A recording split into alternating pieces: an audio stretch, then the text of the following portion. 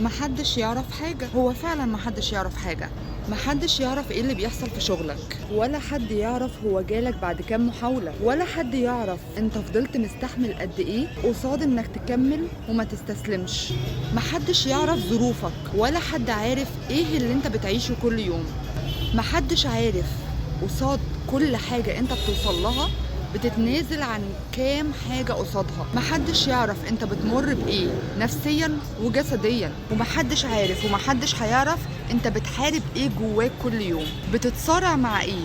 وبالرغم من كل ده مش دايما معاركك كسبانة، ولا كام مرة جسمك بيخونك فيها، ولا حد هيعرف غير يدوبك الدايرة القريبة قوي منك، وكمان مش كلهم.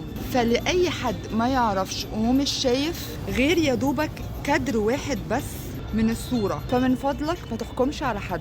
كلنا بنحاول ومش دايما محاولاتنا بتصيب، كلنا عندنا حتة ناقصة، وكلنا بنحارب لأجل حاجة معينة. فخليك في حالك وخليك لطيف. سلام عليكم.